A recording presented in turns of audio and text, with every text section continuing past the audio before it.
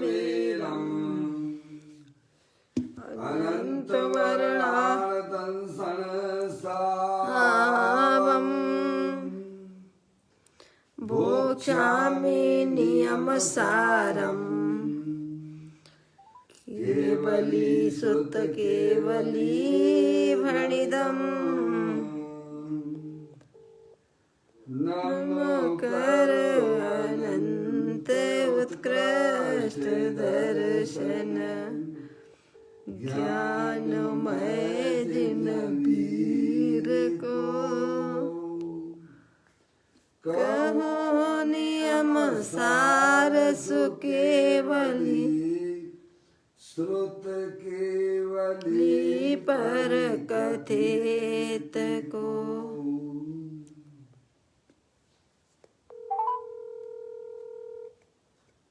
श्री नियमसार जी नामक परम आध्यात्मिक ग्रंथ स्वाध्याय हेतु में विराजमान है। आज से 2000 वर्ष पहले इस महान पवित्र ग्रंथ की रचना आचार्य श्री कुंद देव द्वारा इसी पवित्र भूमि पर की गई। नमस्कार। नया साल और कोविड-19 इसके टीकाकार नई किरण लेकर आया है। भारत में परम परमधारी देव मुनिराज हैं। हमें प्रतिरोधक क्षमता देती है, इसलिए भारतीय वैक्सीनों पर भरोसा ग्रंथ का नाम वैक्सीन अवश्य लें और अफवाहों नियम सार है। याद रखें, दवाई भी और कड़ाई नियम से करने योग्य कार्य मास्क पहने, दूसरों से 2 गज की दूरी बनाकर अपनी आत्मा में बार अच्छी तरह से धोएं। अधिक जानकारी सम्यक दर्शन, सम्यक ज्ञान, सम्यक चारित्र रूपी निर्मल पर्याय, पवित्र पर्याय, मोक्ष मार्ग रूपी पर्याय को प्रकट करना, क्योंकि वह पर्याय स्वयं सुख स्वरूप है और अनंत सुख का कारण भी है।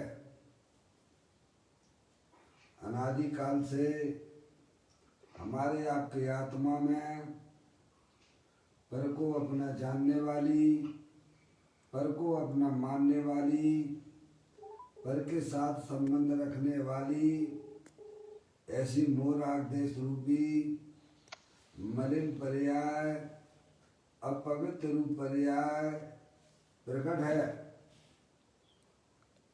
जो स्वयं दुख स्वरूप है और अनंत दुख का कारण भी है। ऐसी मोराग देश रूपी मलिन पर्याय का अपनी आत्मा में से उसका अभाव करना और सम्यक दर्शन ज्ञान चारित्र रूपी निर्मल पर्याय, पवित्र पर्याय, मोक्ष मार्ग रूपी पर्याय को प्रकट करना। ऐसे काल की प्राप्ति जिनवाणी माता के द्वारा अपने आत्मा के स्वरूप को पहचानना, अपनी जो आत्म वस्तु है वह परद्रव, परभाव और पर्याय से भी भिन्न एकमात्र अखंड ज्ञान ज्योति स्वरूप है। ऐसे गायक प्रभु परमात्मा का माँ जनवाणी माता के द्वारा परिचय करके तत्पश्चात शरीर रागादि ये सब कर्म कृत वस्तुएं हैं।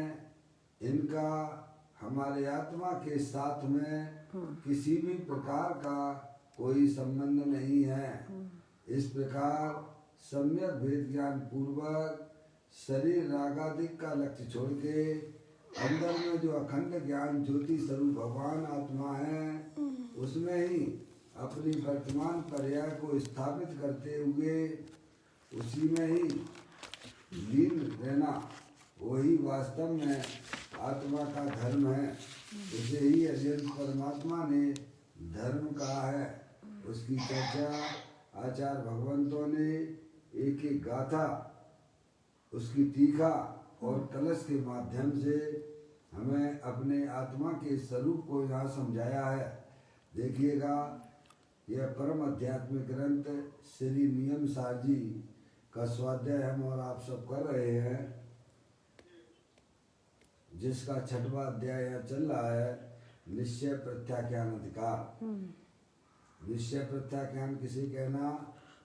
अपनी आत्मा को ही अपना जानना, अपनी आत्मा को ही अपना मानना और अपनी आत्मा में ही अपनी वर्तमान पर्याय को लीन करना, उसे ही अरिहंत परमात्मा ने निश्चय प्रत्याख्यान कहा है। वही वास्तविक त्याग है। उसकी चर्चा 105वें नंबर की गाथा यहाँ 6वें अध्याय के अंतर्गत चल रही है। उसका अपन पाठ करते हुए उस गाथा के भाव को समझने का प्रयत्न करेंगे। जो निष्कसाई दांत है, भयभीत है संसार से व्यवसाय युत उस सूर्य को सुखमयी प्रत्याख्यान है। यहाँ पर आचार्य कुमकुम देव आत्मा के स्वरूप को बताते हुए निश्चय प्रत्याख्यान के स्वरूप को बताया है। वे कहते हैं जो निष्कसाई दांत है, भयभीत है संसार से। जो निकसाई रूपी अपना आत्म वस्तु है और जिन्होंने अपने जो सुख स्वरूपी निकसाई स्वरूपी चैतन्य वस्तु है, उन्होंने अपनी पर्याय को अपने ज्ञायक प्रभु परमात्मा में जो रमण करते हैं, जिन्होंने इंद्रियों का दमन किया है, जो संसार से भयभीत है, उन जीवों को ही वास्तव में वे जीव सूर्य है और उन्होंने निश्चय प्रत्याख्यान की पर्याय को प्रकट किया है। और वह पर्याय सुख स्वरूप है। कैसी है? सुखमयी प्रत्याख्यान है। उन जीवों को अपनी आत्मा में अतीन्द्रिय आनंद रूप वीतराग दशा निश्चय प्रत्याख्यान प्राप्त होता है।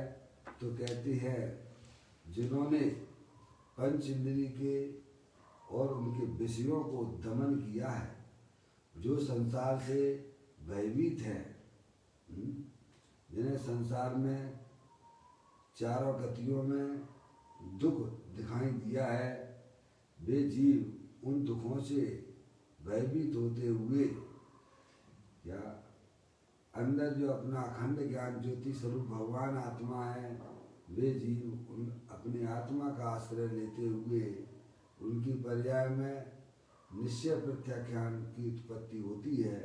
यह गाथा हमको समझाती है। अब देखिएगा, इसी गाथा और टीका को पूज्य गुरुदेव श्री ने जो यहाँ स्पष्टीकरण किया है, उसको अपन यहाँ पढ़ रहे हैं।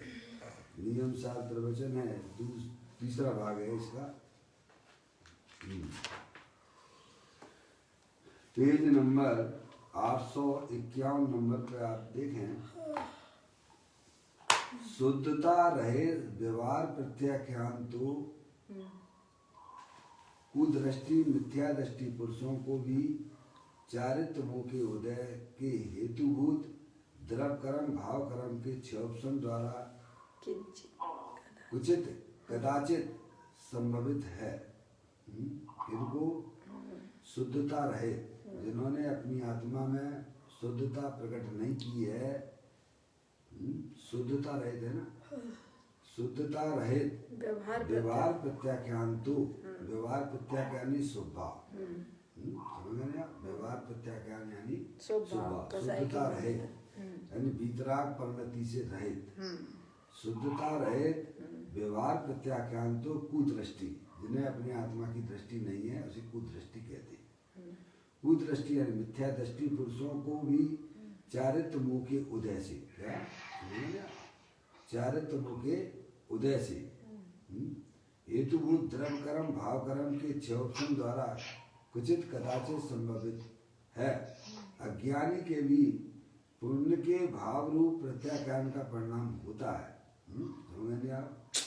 वे भी जो है बाहर में प्रत्याख्यान करते हैं, पर वो स्वभाव है, उन्हें अपनी आत्मा की दृष्टि नहीं है, उन्हें व्यवहार से प्रत्याख्यान शास्त्रों में कहा गया है। परंतु वह सच्चा प्रत्याख्यान नहीं है।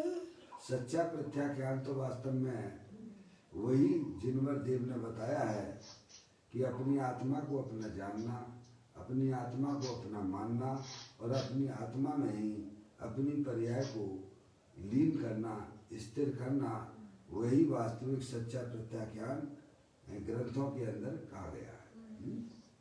परंतु वह सच्चा प्रत्याख्यान नहीं है। मिथ्या दृष्टि को कसाय की किंचित मंदता होने पर पुण्य भाव होता है। क्या समझेंगे आप? जिसे अपनी आत्मा का ज्ञान श्रद्धा नहीं है, उन जीवों को भी 28 मूल गुण पालने का जो भाव है वह स्वभाव है, पर वह निश्चय प्रत्याख्यान नहीं है। समझेंगे आप? वह तो स्वभाव है, इसलिए व्यवहार प्रत्याख्यान श्रेणी में आया है। मिथ्या दृष्टि को कसाय की किंचित मंदता होने पर पुण्य भाव होता है। समझेंगे आप? क्योंकि विषय कसाय से वह भी थोड़ा विरक्त हुआ है, लेकिन वह वास्तविक विरक्तता नहीं कहलाएगी। जब तक पर्याय अपने ज्ञाय प्रभु परमात्मा का आश्रय नहीं लेती है, तब तक वह वास्तव में मोक्ष मार्ग में वह जीवन गमन किया नहीं है उसने। पाप से तो हटा है, लेकिन धर्म अभी में आया भी नहीं है, तो बीच में रह गया पुण्य। क्या हो गया? बीच में पुण्य टिका। जैसे कोई जो है सड़क से हॉल में जिसे आना है, तो सड़क से तो हटा है और सीढ़ियों पे आ गया। कहाँ आ गया? लेकिन अभी हॉल में आया नहीं है। समझ गए ना? ऐसी दशा अज्ञानी मिथ्या दृष्टि को व्यवहार प्रत्याख्यान की होती है। हाँ, वो पाप से तो छूटा है, पर अभी वह जमीन पर भी नहीं है और हॉल में भी नहीं आया है, लेकिन सीढ़ियों पर है। समझ गए नहीं आप? ये बताते हैं। कहते हैं मिथ्या दृष्टि को कसाय की किंचन मंदता होने पर पुण्य भाव होता है, अतः उसे स्वर्ग मिलता है। क्या मिलेगा? पुण्य भाव से स्वर्ग मिल जाएगा। समझ गए आप? पाप परिणाम से यह जीव नरक में जाता है, तिर्यंच गति में जाता है। अतः उसे स्वर्ग मिलता है, पुण्य फलता है, तथापि उससे आत्मा का कल्याण तो रंच मात्र भी नहीं होता है। अगर होता तो भाई साहब अनंत बार हम आपने ग्रंथ कहते हैं कि द्रवलिंगी मुनि हम और आप हुए हैं, एक बार नहीं अनंत बार। समझेंगे आप? मैंने आपको बताया था 2000 सागर का अगर बंटवारा करते हैं तो 1360 अर्थात 1260 बार यह जीव जो है सागर स्वर्ग में जाता है। ये नियम है, सिद्धांत है। और 640 अथवा 740 यह जीव नरक में रहता है। 2000 सागर ऐसे ही पूरे करता है। समझ गए आप? एक पुण्य पाप की कहानी तो अनादि से चली आ रही है। समझ गए? इसमें आत्मा का कोई पुरुषार्थ नहीं है। आत्मा का पुरुषार्थ तो जब ही कहलाएगा जब ये आत्मा अपने आत्मा को समझकर अपने आत्मा में अपनापन स्थापित करेगा और अपनी पर्याय को अपने ज्ञाय प्रभु परमात्मा में स्थिर करेगा, तभी उसका पुरुषार्थ जागृत कहलाएगा। समझ गया? बैरमुखी होना ये कोई आत्मा का पुरुषार्थ नहीं है। आप तो कहते हैं पुण्य फलता है, तथापि उससे आत्मा का कल्याण तो रंच मात्र भी नहीं होता है। रंच मात्र भी आत्मा का उसमें वास्तव में काम नहीं हुआ है। समझेंगे आप? कब होगा? जब पर्याय अपने द्रव्य का आश्रय लेगी तब होगा। समझेंगे आप? तब उसके कल्याण के दरवाजे खुलते हैं। जब आत्मा की पर्याय समस्त वैर मुक्ता छोड़कर अंदर जो अखंड ज्ञान ज्योति स्वरूप भगवान आत्मा है, उसका जब यह जीवाश्रय लेता है, तभी उसको मोक्ष मार्ग के दरवाजे खुलते हैं। समझेंगे आप? हमें इस ओर बड़ा ध्यान देना चाहिए। जिन जीवों को अपनी आत्मा का कल्याण करना हो, जिन जीवों को आत्मा में होने वाले जो संकलेश रूप परिणाम है, जो दुख रूप परिणाम है, उनको अगर विदा करना हो तो उन्हें अपने आत्मा के स्वरूप को समझना ही पड़ेगा। समझना ही नहीं पड़ेगा, उस आत्मा का आश्रय भी लेना होगा। समझ में आया? तभी आप समझिए आपकी पर्याय में निराकुलता की उत्पत्ति होगी, सुख शांति की उत्पत्ति होगी। समझ नहीं आप? जैसे कोई धूप में खड़ा हो, उसे अगर छाया चाहिए तो उसे उस वृक्ष के पास में जाना पड़ेगा, उस गुफा के पास में भी जाना पड़ेगा। समझ नहीं आप? तभी उसको उस धूप से बच के भाई साहब छाया की शांति मिल सकती है। उसी प्रकार से जिस पर्याय को सुख शांति चाहिए, अतीन्द्रिय आनंद चाहिए, उन्हें पुण्य पाप गैरमुखी जो तत्व है उनकी रुचि छोड़कर अंदर में अपना त्रिकालिक ध्रुव भगवान आत्मा जो कि अनंत शक्तियों के भंडार वाला है, ऐसे गायक प्रभु परमात्मा को सर्वप्रथम समझना चाहिए। फिर अपनी पर्याय को अंतर्मुखी करते हुए आत्मा में स्थिर करने का उपाय हमें सोचना चाहिए। तो कहते हैं तथापि पुण्य फलता है, स्वर्ग में वह जीव जाता है, पुण्य भाव से जाता है, शुभ भाव बीच में आता है। क्या जो अपनी आत्मा की तरफ बढ़ते हैं उनको नियम से शुभ भाव तो आता ही है? लेकिन पाप से तो डरा, पुण्य तो हुआ, लेकिन धर्म का स्वरूप ना जानने से वह भाई साहब उसी में ही संतुष्ट हो गया। सुनिए जरा ध्यान से भाई, जागृति लाइए। देखिएगा यहाँ कहते हैं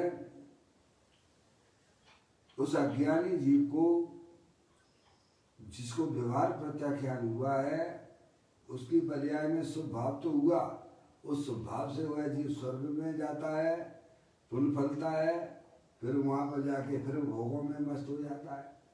जैसे आपको कुछ अनुकूलता यहाँ मिल जाए, समझ नहीं आप? पुण्य के वजह से बाहर में अनुकूलता मिल जाए, रुपया पैसा मिल जाए, अनुकूल सहयोग मिल जाए, तो धर्म में कितने लगे रहते हो बताओ? सब भूल जाते हो ना। ऐसे ही यह जीव पुण्य के भाव से स्वर्ग में गया और फिर वहाँ जो है भोगों में मस्त हो जाता है, तो उल्टा जो है पाप परिणाम करके फिर नरक और निगोद में भी चला जाता है। समझ में आया? निगोद में जाता है, त्रियंच गति में जाता है। स्वर्ग से नरक तो नहीं जाता है, लेकिन त्रियंच गति में जाएगा और फिर जो है बाद में फिर नरक जाएगा। ऐसे जन्म मरण की सिलसिला निरंतर चालू रहेगी। उसे स्वर्ग मिलता है, पुण्य फलता है, तथापि उससे आत्मा का कल्याण तो रंच मात्र भी नहीं हुआ। अगर होता तो हमारी आत्मा ने बोलो भाई साहब कौन सा ऐसा धर्म के कारण नहीं की है? मुनि व्रतधार अनंत बार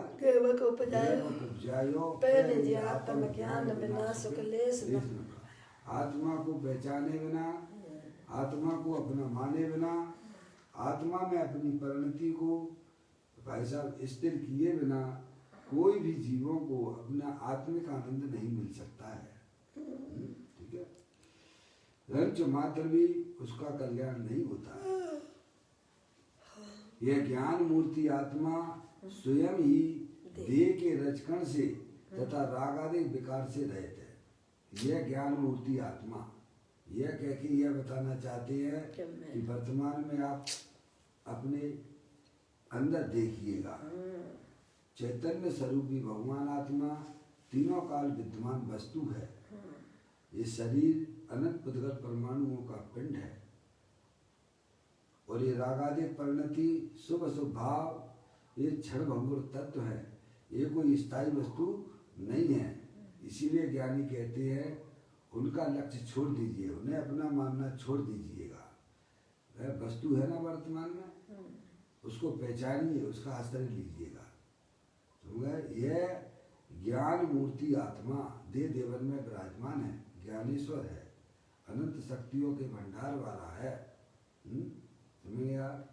यह ज्ञान मूर्ति आत्मा स्वयं ही देह के रजकण से, ये शरीर अनंत पुद्गल परमाणुओं का पिंड है, समझ गया, देह के रजकण से तथा रागादि विकार से रहित है, जो हमारे आत्मा की पर्याय में मोर आदेश के परिणाम होते हैं, वे विकारी परिणाम हैं, उनसे अपना भगवान आत्मा भिन्न है, समझ गया।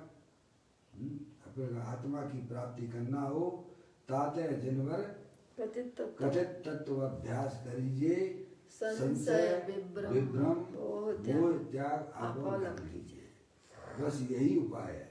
जैसे हलवा बनाने की विधि होती है ना, उस विधि से अगर आप हलवा को बनाएंगे तो बढ़िया फर्स्ट क्लास आपका हलवा बन जाएगा, समझ में आया। और आपने अगर जो है उस विधि को छोड़ दिया तो वो हलवा तो नहीं बनेगा, वो सारी चीजें आपकी बेकार हो जाती है, समझ में आया। ऐसे ही जिन जीवों को अपनी आत्मा का कल्याण करना हो, अपने आत्मा का अतीन्द्रिय आनंद का स्वाद लेना हो, तो जो अनंत परमात्मा ने जो विधि बताई है उस विधि को वह स्वीकार करके कैसा उस मार्ग पर जो चलते हैं तो अवश्य उनको अपनी आत्मा का अतीन्द्रिय आनंद की प्राप्ति हो जाती है। बहुत बड़ी बात कुछ भी नहीं है, धर्म करना अत्यंत सरल है। बोधि आपका भाव है निश्चय दुर्लभ नाई, भव में प्राप्ति कठिन है यह व्यवहार कहानी। आप जागृत हो जाइए तो अवश्य आपकी पर्याय में आपका आत्मिक आनंद मिलेगा, मिलेगा मिलेगा जरूर मिलेगा, समझ में आया। नहीं मिलने की तो कोई बात ही नहीं है। आपको अपने गंतव्य पे जाना है तो आप उस दिशा में अगर गमन करते हो तो अवश्य आप उस गंतव्य पर पहुंच जाते हो। नहीं पहुंचने की तो बात ही नहीं है, समझेगा। इसी प्रकार से जिन्हें अपना आत्मिक आनंद लेना है उन्हें अरिहंत परमात्मा के बताए हुए तत्व को समझना चाहिए।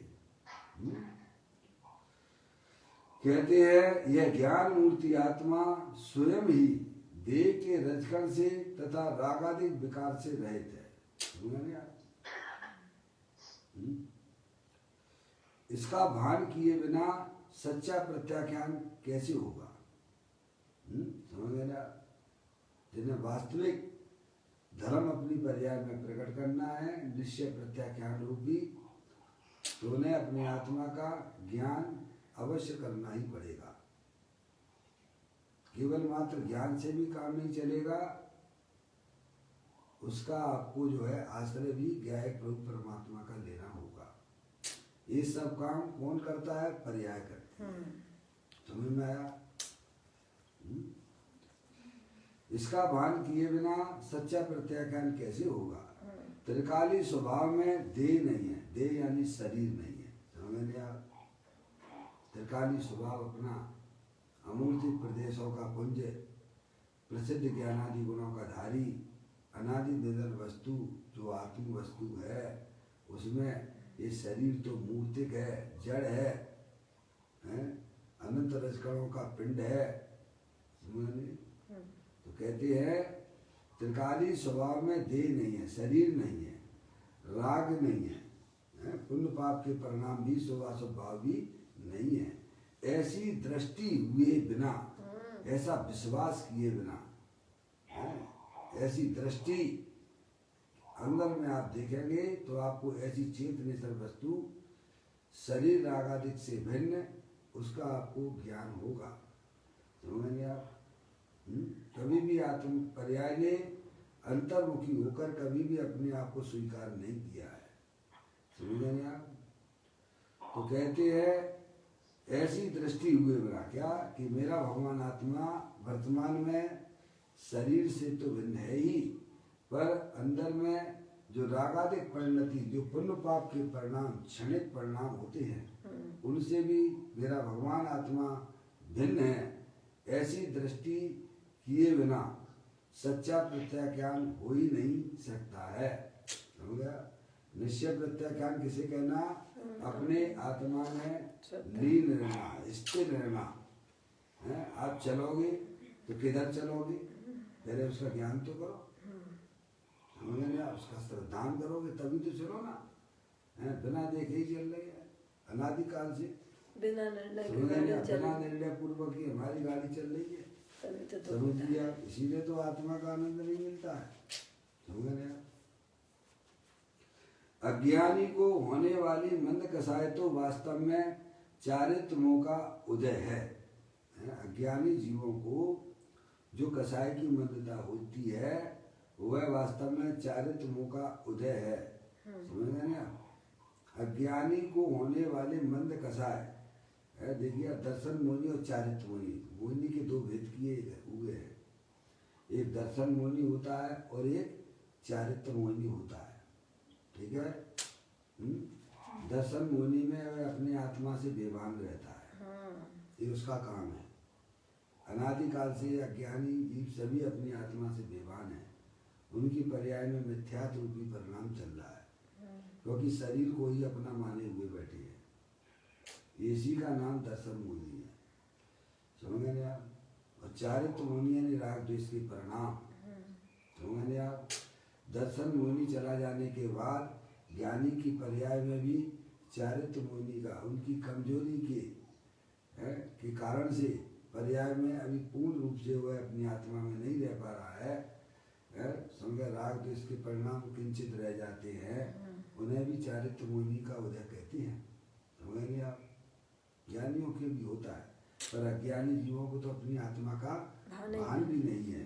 तो कहते हैं अज्ञानी को होने वाले मंद कसाय तो वास्तव में चारित्र मोहिनी का उदय है, क्षयोपशम नहीं है। निश्चय से तो वह उदय है, किंतु व्यवहार से कुछ कसाय मंद होने से क्षयोपशम कहने में आता है। कोई ऐसा कहे कि चारित्र मोह के क्षयोपशम से मिथ्या दृष्टि जीव नवे गिरव्यक तक जाता है। कोई ऐसा कहे कि चारित्र मोह के क्षयोपशम से मिथ्या दृष्टि जीव नवे गिरव्यक तक जाता है, तो वह बात भी बराबर नहीं है। तत्व दृष्टि से देखने पर मिथ्या दृष्टि को चारित्र मोह का क्षयोपशम हो ही नहीं सकता है। वो तो समय दृष्टि जीवों को होता है। थोड़ी कसाय मंद पड़ती है, ये बात ठीक है क्या? ये बात ठीक है। कोई जो है धूप में जल रहा तप रहा था और पेड़ की छाया उसे मिली, क्या समझ गए ना? लेकिन अभी गंतव्य कहाँ पहुँचा है? ठीक है करे? वो छाया कितनी देर की है? छाया कितनी देर की होती है? पेड़ की छाया कुछ समय की होती है ना। फिर उसके बाद समझ गया? माया छाया एक है, घटे बड़े छिन्माई, जिनकी संगति जो करे तेने कहूँ सुख नहीं। क्या समझ गया? जो माया छाया एक है, घटे बड़े छिन्माई, थोड़ी देर में कम हो जाती, जाया हो जाती है।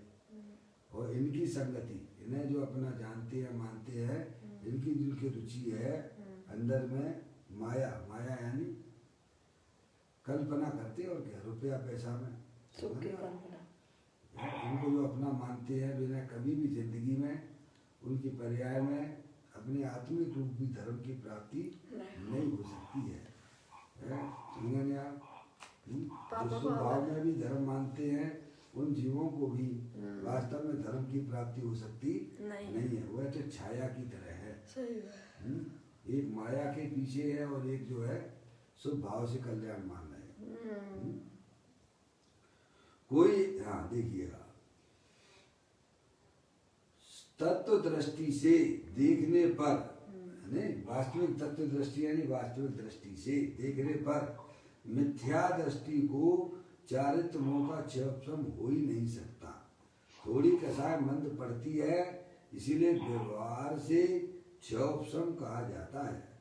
वह व्यवहार भी वास्तव में सच्चा नहीं है, क्योंकि विकार रहित ज्ञायक स्वभावी आत्मा को जाने बिना, आत्मा के श्रद्धान ज्ञान रूप निश्चय हुए बिना व्यवहार कहे किसी, है नहीं?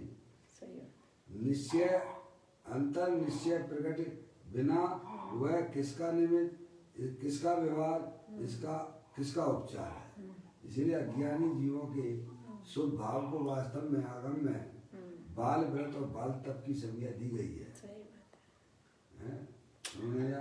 सच्चा व्रत तो वास्तव में शुभ भाव जो है उन्हीं को गिना गया है ज्ञानियों के। समझे आप? अज्ञानियों के शुभ भाव को भी व्यवहार कहते नहीं है, ऐसा सब आगम में लिखा पड़ी है। अब कहते हैं आचार्य देव कहते हैं कि इसीलिए निश्चय प्रत्याख्यान अति आसन भव्य जीवों को हितरूप है। निश्चय प्रत्याख्यान अति आसन भव्य जीव को हितरूप है। अति आसन भव्य जीव किसे कहते हैं? जिसे संसार शरीर भोगों से विरक्ति का परिणाम हुआ है, अपने आत्मा को जिन्होंने अपना पहचाना है उन्हें ही वास्तव में आसन भव्य जीव कहते हैं। जिन्हें संसार शरीर भोगों से विरक्ति का परिणाम नहीं आता है वे आसन भव्य जीव की श्रेणी में नहीं आते हैं। क्या अति आसन भव्य जीव किन्हें कहा, किन्हें कहते हैं? जिन्हें संसार शरीर भोगों से विरक्ति का परिणाम होता है, जिन्हें अपनी आत्मा में अपनी निर्मल पर्याय अतीन्द्रिय आनंद की पर्याय प्रकट करना है, वे ही वास्तव में अति आसन भव्य जीव होते हैं। जिन्हें आत्मा की चर्चा में आनंद आता हो कि ये तो मेरे कल्याण की बातें हैं, हमने कभी भी ऐसी बातें कभी सुनी नहीं है, उन जीवों को संसार शरीर भोगों से विरक्ति का परिणाम होता है और वे जीव ही वास्तव में अति आसन भव्य जीव कहलाते हैं। ऐसा पद्मनंदी देव ने ग्रंथ के अंदर लिखा है। जिन्होंने अपनी आत्मा की बातें प्रसन्न चित्त से सुनी है वह जीव निकट भव्य है। अल्पकाल में वह अपनी आत्मा में समय दर्शन ज्ञान चारित्र प्रकट करके मुक्ति का रूपी पर्याय को भी प्रकट करेगा। ये होती है भव्यता की निशानी। जिसे अपनी आत्मा में सुख दिखता है, बाहरी पंचेंद्रिय के विषयों में हमारा किंचित भी सुख नहीं है, भले ही अभी उसे अपनी आत्मा की पर्याय में सुख की प्राप्ति नहीं हुई है, अपनी आत्मा के आनंद की प्राप्ति नहीं हुई है, लेकिन वह जीव भी भव्यता की श्रेणी में आ जाता है। आचार्य देव कहते हैं कि सिरे निश्चय प्रत्याख्यान अति आसन यानी भव्य जीवों को हितरूप है। निश्चय प्रत्याख्यान यह सच्चा प्रत्याख्यान मुक्ति के प्रति, यह सच्चा प्रत्याख्यान मुक्ति के अति निकट आए हुए भव्य जीवों को हितरूप है। उन्हीं को होता है, अन्य को नहीं होता है। समझ गए आप? जिन्हें बाहर में कहीं भी का समय उन्होंने खूब निर्णय कर लिया है कि भाई साहब मेरा सुख तो मेरे आत्मा में भरा हुआ है, मेरी शांति तो मेरे आत्मा में भरी हुई है। क्या बाहर में कहीं भी किसी भी पंचेंद्रिय के विषयों में कोई किंचित मात्र भी सुख नहीं है। जो संसार से भयभीत हो गए हैं उन जीवों को ये जनवाणी माता अमृत का पान कराती है। क्या समझ? थके हुए चित्त वालों को समझ में आया?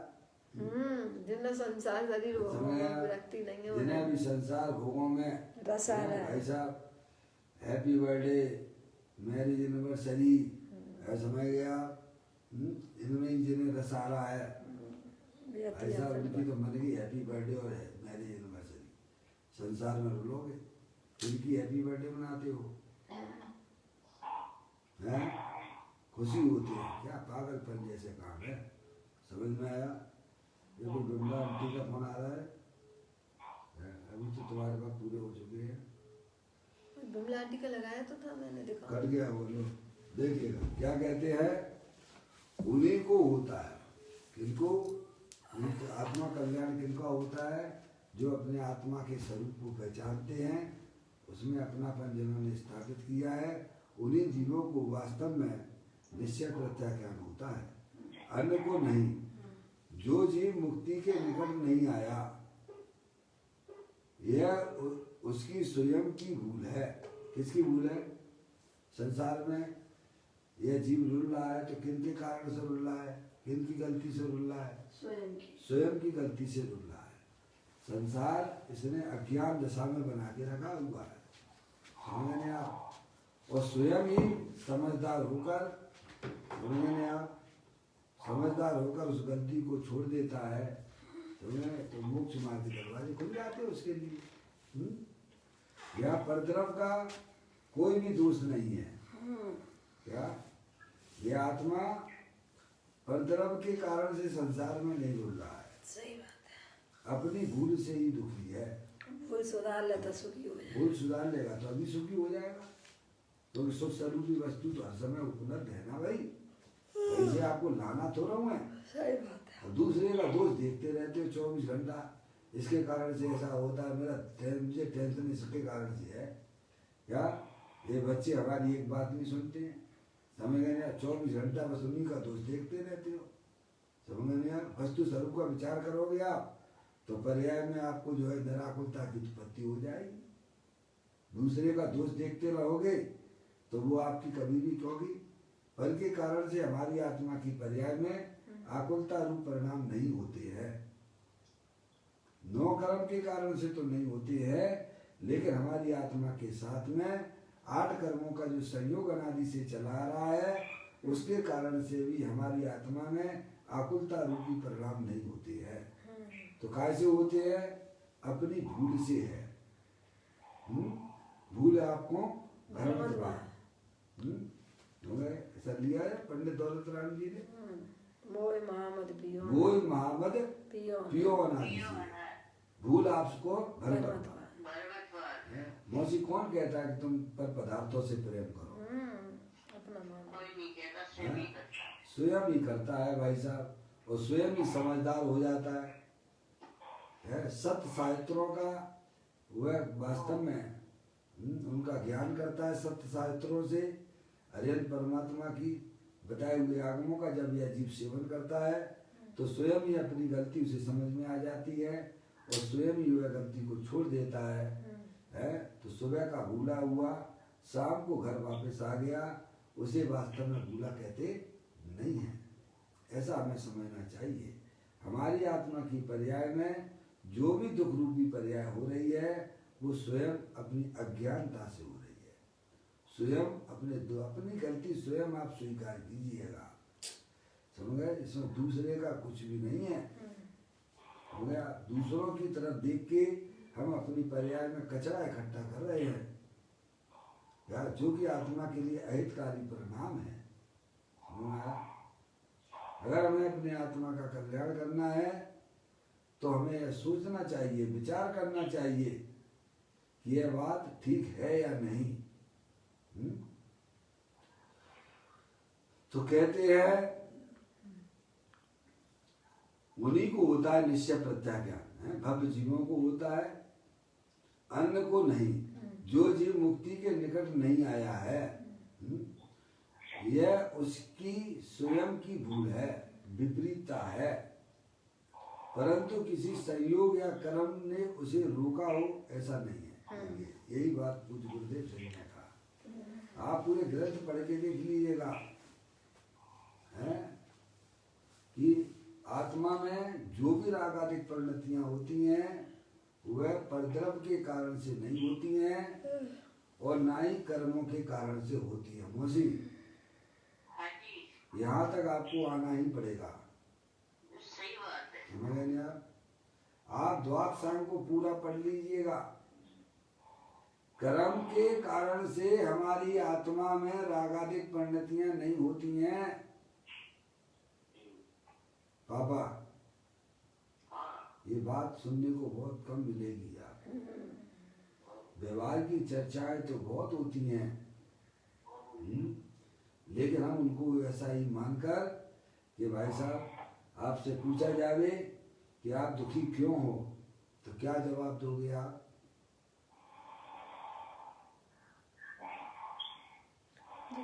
क्या दोगे भाई साहब कि भाई साहब हमारे कर्म का उदय ही ऐसा चल रहा है। किसका दोष माना आपने? कर्म के उदय का। आपने शास्त्र पढ़कर भी अगर यही माना है तो आपने वास्तव में शास्त्रों को पढ़ा ही नहीं है।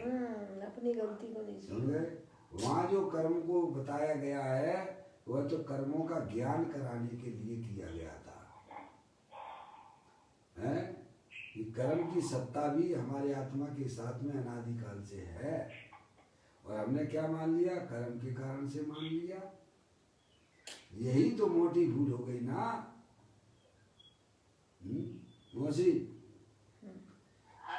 कर्म विचारे कौन, भूल मेरी भूल अधिकाई, मेरी अधिकाई, अगति सह घनघात लोहे की लोहे की संगति पाई। अच्छे अच्छे पंडितों को ये बात समझ में नहीं आती है। समझ में आया? मम्मी है, समझ में आया? मम्मी, मम्मी है पापा है? आपने तो बहुत अध्ययन किया है? करते भी हो। बताओ, कर्मों के कारण से हमारी आत्मा में राग अधिक होती है क्या? भगवान के दर्शन करते हो तो जो उस समय जो स्वभाव आपकी पर्याय में हुआ तो भगवान के कारण से हुआ ना? नहीं, बोलिए आप स्वयं सोचिए, विचार करिएगा। ये बात तो भक्त जीवों को ये बात समझ में आती है कि पर निमित्त के कारण से हमारी पर्याय में कुछ भी परिवर्तन नहीं होता है। समझ में आया? और कर्म के कारण से भी नहीं होता है। गजब है ना? जैन दर्शन तो समझना वीरों का काम है।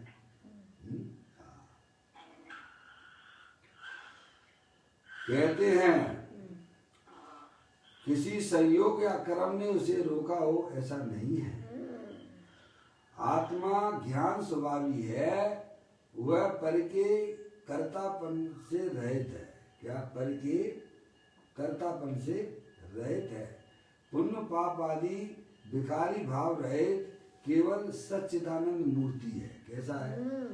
पर के कर्तव्य से बिल्कुल रहित है अपना आत्मा। विकारी भाव, समझ गए आप?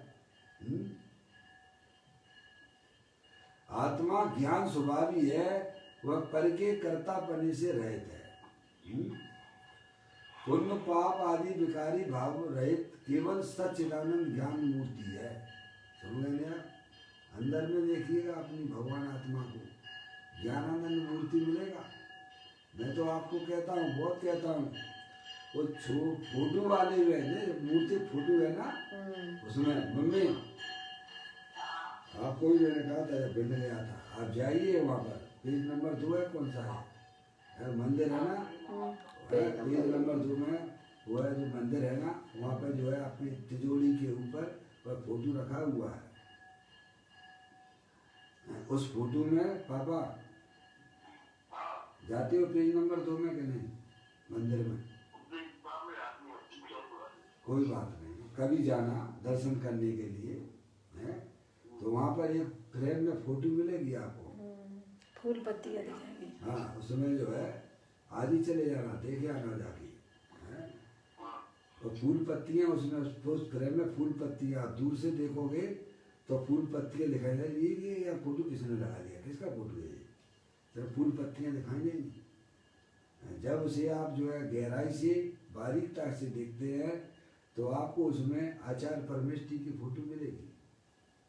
कोई आचार्य परमेष्ठी की है, किसी में बीतरागी भगवान की होती है, किसी में साधु परमेष्ठी की है। समझे नहीं आप? तो वो तो आचार्य परमेष्ठी की फोटो है उसमें है? जब आप उसी को गहराई से बारीकता से देखते हैं, उपयोग की स्थिरता करके देखते हैं, तब उस मूर्तिक पदार्थ में उस आचार्य परमेष्ठी या रेत परमात्मा की फोटो दिखती है। वो तो मूर्तिक है, और अपना भगवान आत्मा। अब बोलिए कि उपयोग की स्थिरता कितनी जरूरी है मम्मी? मौसी, अपने भगवान आत्मा जो सच्चिदानंद रूपी ज्ञान मूर्ति है, देह देवल में विराजमान है, शरीर रागादिक से भिन्न है, ज्ञानानंद मूर्ति है, उसको आपको दर्शन करना है तो उपयोग की स्थिरता कितनी चाहिए? पप्पू भैया, पप्पू भैया, मूर्तिक वस्तुओं में भी है भाई साहब, उसमें भगवान के दर्शन करने के लिए कितनी उपयोग की स्थिरता की जरूरत होती है।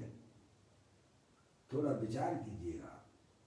तो और अपना भगवान आत्मा सच्चिदानंद मूर्ति है, ज्ञानानंद मूर्ति है, अमूर्तिक है। उसके लिए चंचल उपयोग से अपने भगवान आत्मा के दर्शन हो जाएंगे क्या? नहीं। अरे बोलो बाहर के भगवान देखने के लिए इतनी स्थिरता हैं, रखना बताइए मौसी कितनी उपयोग की। और बिना तत्व अभ्यास के, बिना तत्व ज्ञान के कोई भी जीव सच्चिदानंद मूर्ति भगवान आत्मा के दर्शन नहीं कर सकता है। समझ में आया?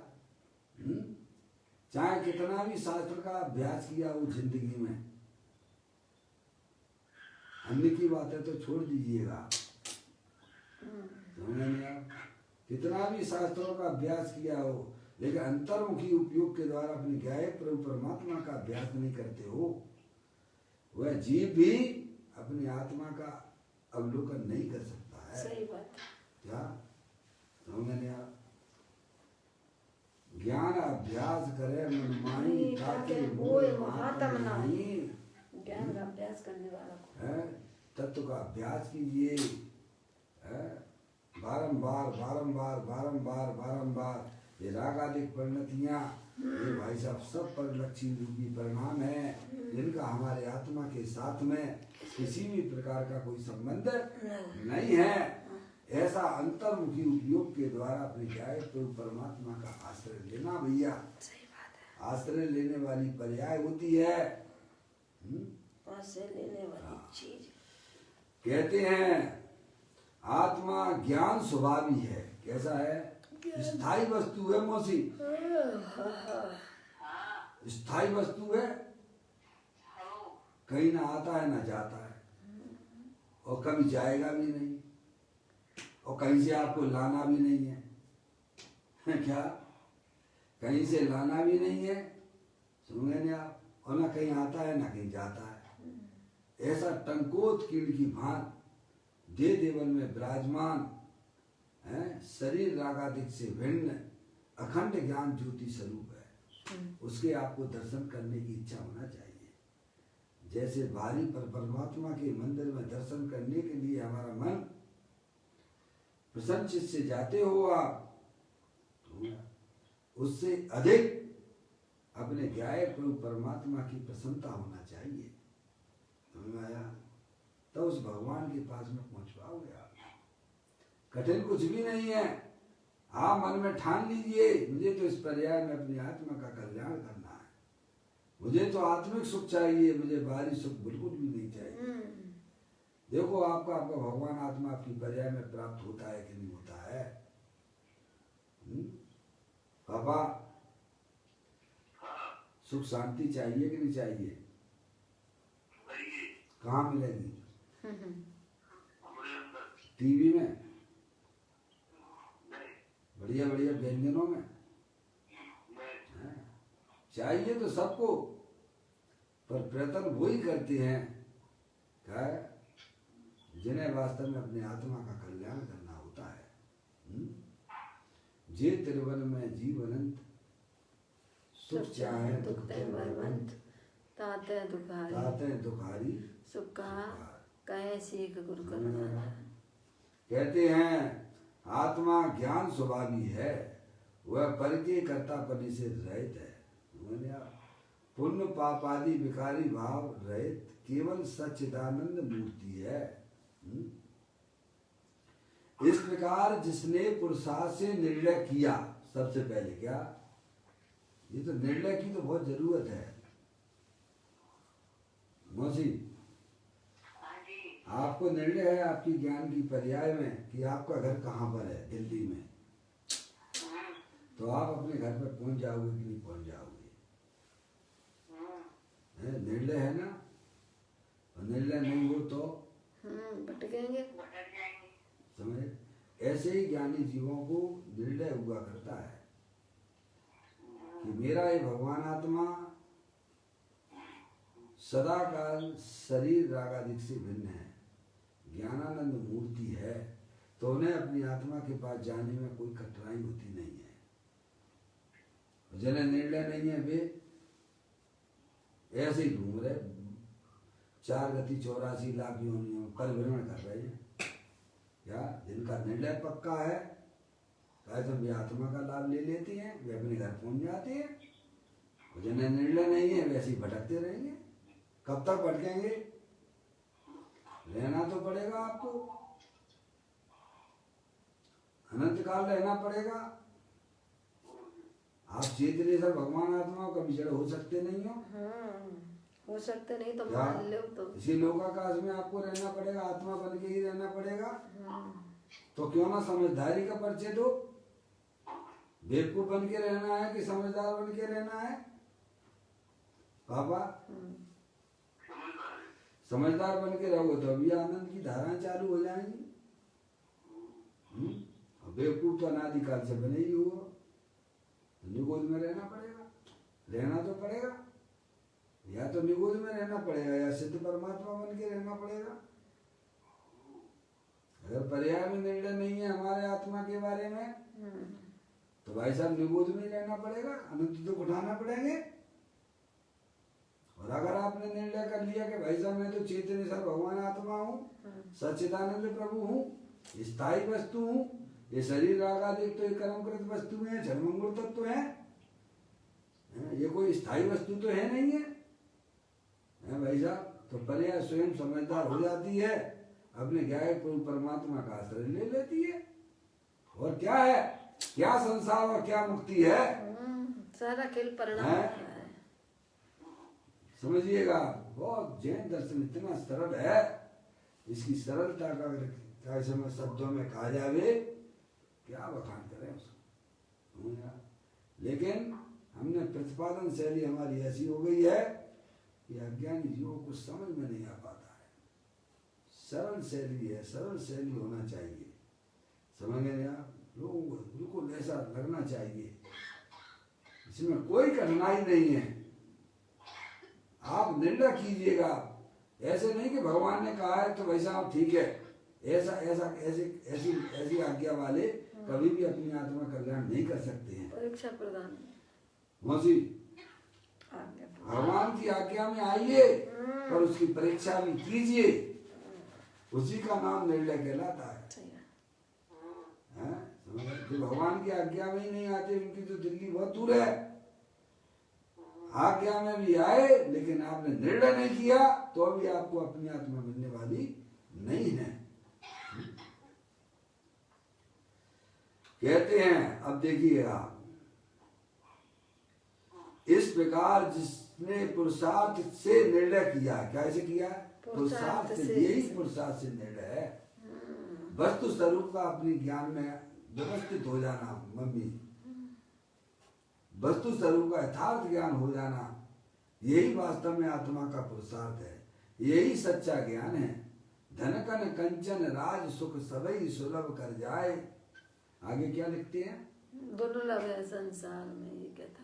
धनकन कंचन राज सुख सबई सुलभ कर जाए। पापा आगे क्या लिखते हैं? दुर्लभ है संसार में एक यथार्थ ज्ञान, एक यथार्थ ज्ञान। कुछ भी भाव भाषण नहीं करते अपन, समझ गए आप? गाने वाले गा देते हैं और सुनने वाले सुनने में मस्त हो जाते हैं, लेकिन भाव ग्रहण करने वाले तो ज्ञानी हुआ करते हैं।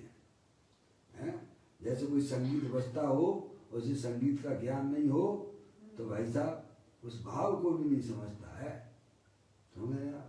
ऐसे हम लोग बोल देते हैं और उसके भाव को बिल्कुल ग्रहण नहीं करते, समझ रहे हैं? ज्ञानी लोगों को बिल्कुल जो है उसकी प्रतीति होती है। कहते हैं, इस प्रकार जिसने पुरुषार्थ से निर्णय किया है, ये इसकी वास्तविक कमाई कहलाती है आत्मा की। समझ में आया?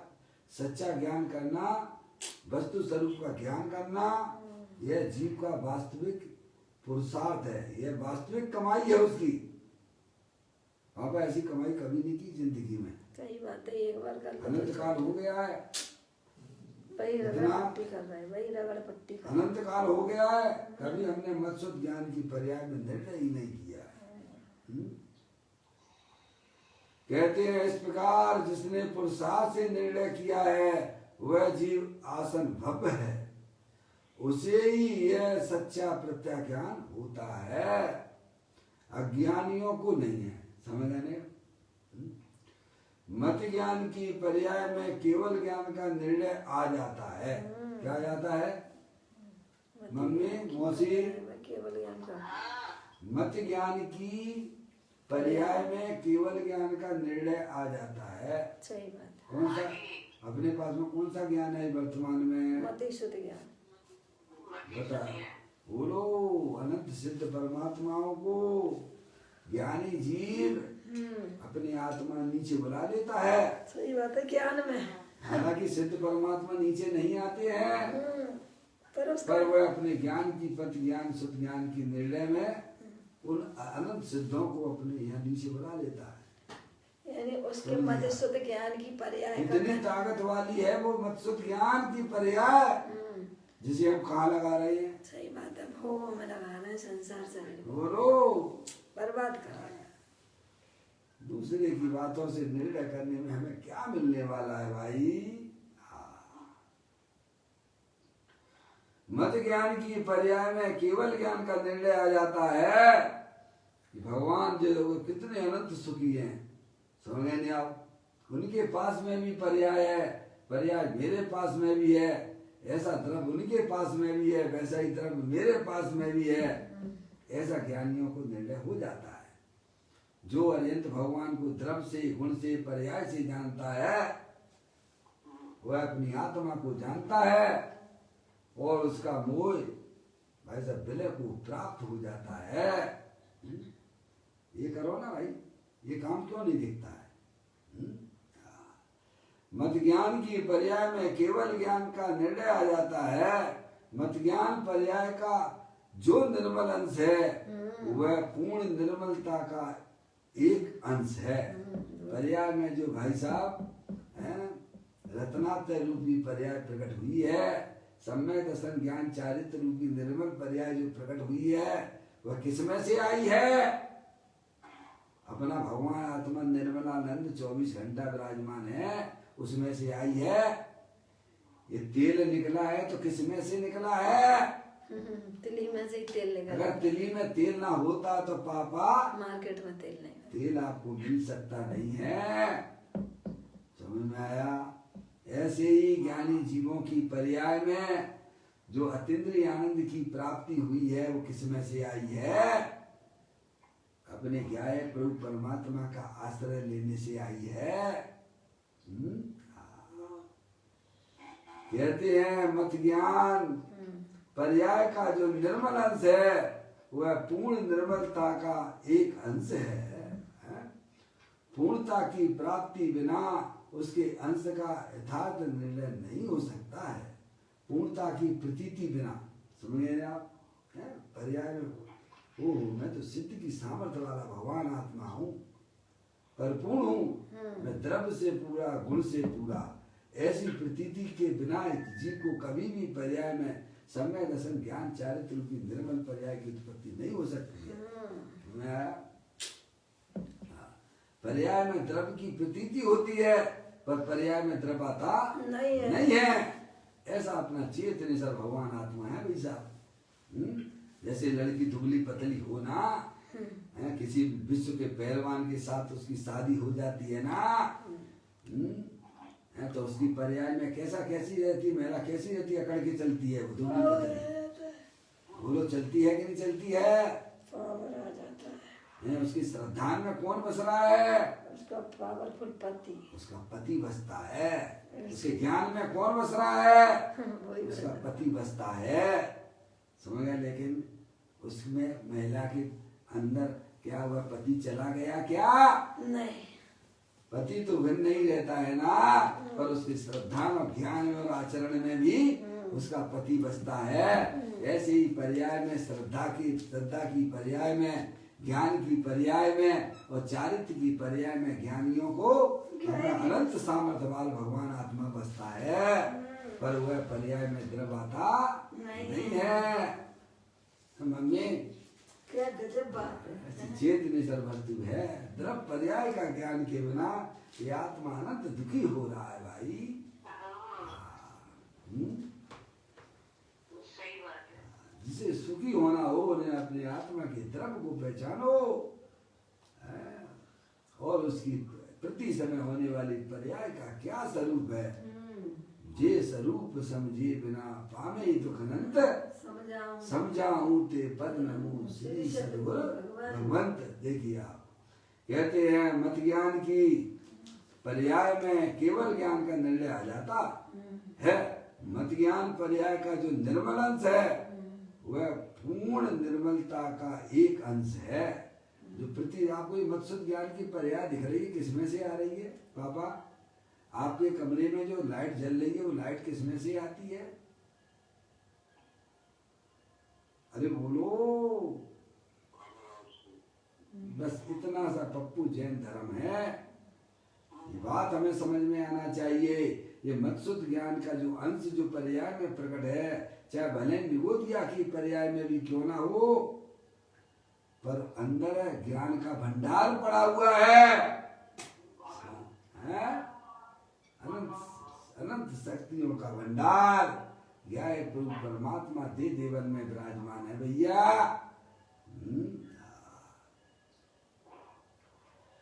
तो कहते हैं मत ज्ञान की पर्याय में केवल ज्ञान का निर्णय आ जाता है। मत ज्ञान पर्याय का जो निर्मल अंश है वह पूर्ण निर्मलता का एक अंश है। पूर्णता की प्रतीति बिना उसके अंश का यथार्थ निर्णय नहीं हो सकता है। तुम चैतन्य वस्तु का निर्णय करो। मैं मनुष्य नहीं हूँ, मैं स्त्री नहीं हूँ, मैं तो चेतनेश्वर भगवान आत्मा सच्चिदानंद प्रभु मूर्ति भगवान आत्मा हूँ। मैं ऐसी स्थायी वस्तु हूँ मैं।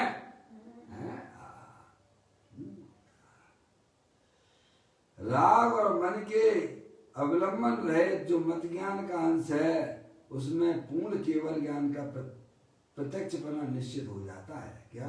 राग और मन के अवलंबन रहित। किसके? राग और मन। भगवान आत्मा ये मत्सुद ज्ञान जो है भाई साहब, क्या शरीर में से आ रहा है, क्या राग में से आ रहा है, कि मन में से आ रहा है? मन पक्षी तो मर जाता है। क्या हो जाता है? जहाँ वस्तु स्वरूप का यथार्थ ज्ञान ज्ञानी जीवों को होता है, मन तो अपने आप विश्रांतता को प्राप्त हो जाता है। वस्तु स्वरूप विचार के मन पावे विश्राम, रस स्वादत सुख उपजे अनुभव या को नाम। क्या? राग और मन के अवलंबन रहित जो मत ज्ञान का अंश है उसमें पूर्ण केवल ज्ञान का प्रत्यक्षपना निश्चित हो जाता है। तंता मनता वचनता जड़ता जड़ सम्मेल, लघुता गुरुता गमनता, ये सब अजीब के खेल। इनमें हमारा मेल नहीं है भाई। ज्ञान से ज्ञान में ज्ञान ही हो, कल्पना का एकदम विलय हो, भ्रांति का नाश हो, शांति का वास हो, ब्रह्म प्यारे। तेरी भक्ति में क्षण जाए सारे, मेरे शाश्वत शरण सत तारण तरण ब्रह्म प्यारे। तेरी भक्ति में क्षण जाए सारे। कनेक्शन जोड़ना होना चाहिए भैया। घर में लाइट के कनेक्शन पूरे हैं, अरे फ्यूज उड़ गया है तो जोड़ना आता है कि नहीं आता है? अगर प्रकाश का आनंद लेना हो तो भाई साहब फ्यूज जोड़ने की कला आना चाहिए, नहीं तो अंधेरे में बैठे रहिए। यानी इस मत्सुद ज्ञान का संबंध अपने अखंड ज्ञान ज्योति से कर देते हैं, मन पक्षी मर जाता है और अंदर में प्रभु की भक्ति प्रारंभ हो जाती है। भाई ऐसी भक्ति जीव ने अनादि से नहीं की है। जिसको ऐसी भक्ति होती है अब वह जीव संसार में नहीं रुल सकता है, उसका वह परिभ्रमण नहीं होगा। कहते हैं पूर्णता की प्रतीति बिना उसके अंश का यथार्थ निर्णय नहीं हो सकता। राग और मन के अवलंबन रहित, कौन सा ज्ञान? माँ राग और मन के अवलंबन रहित, जो मत ज्ञान का अंश है उसमें पूर्ण केवल ज्ञान का प्रत्यक्षपना स्थापित हो जाता है। क्यों नहीं होगा? जिस पर्याय ने भाई साहब शरीर और मन का अवलंबन राग का संबंध तोड़ दिया है, अपने ज्ञायक प्रभु परमात्मा से संबंध जोड़ लिया है, उसे अनंत सिद्ध परमात्मा के दर्शन होते हैं। मौसी क्या मम्मी, सिद्ध परमात्मा के दर्शन करना है कि नहीं करना है? कैसे होंगे?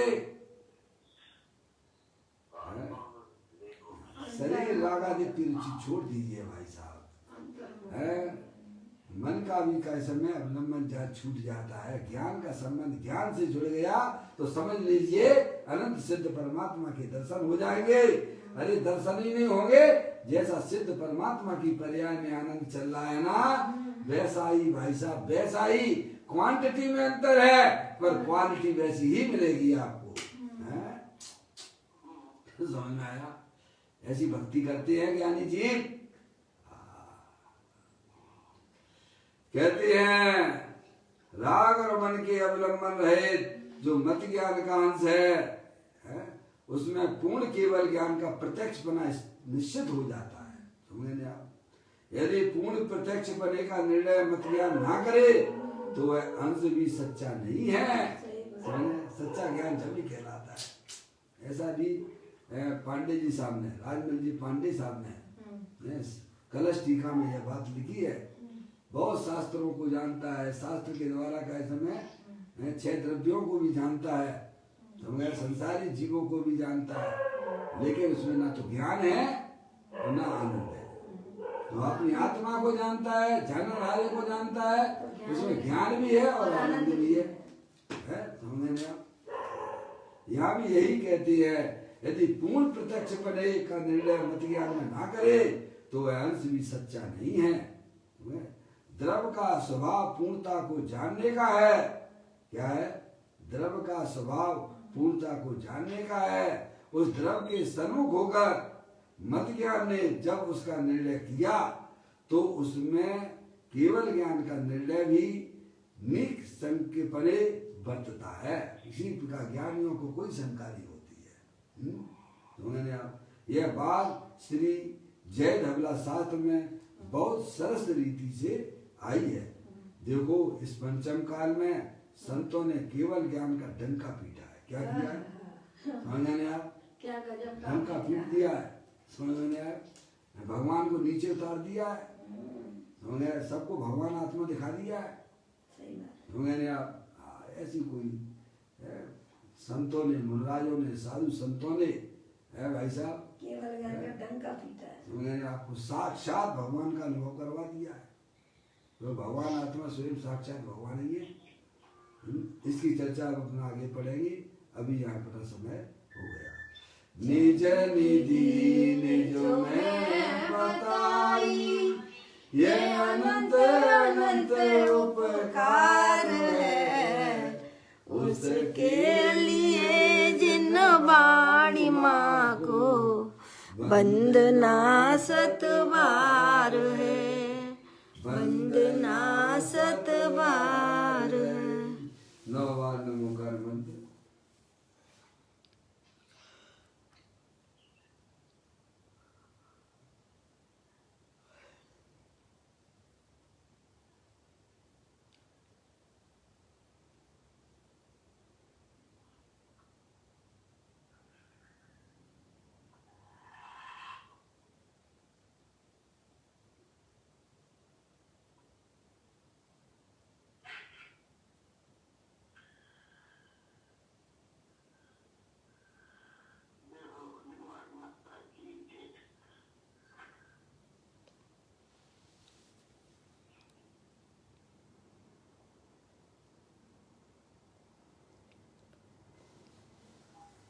गुरु द्वादशांग दिलवाणी माता की जय।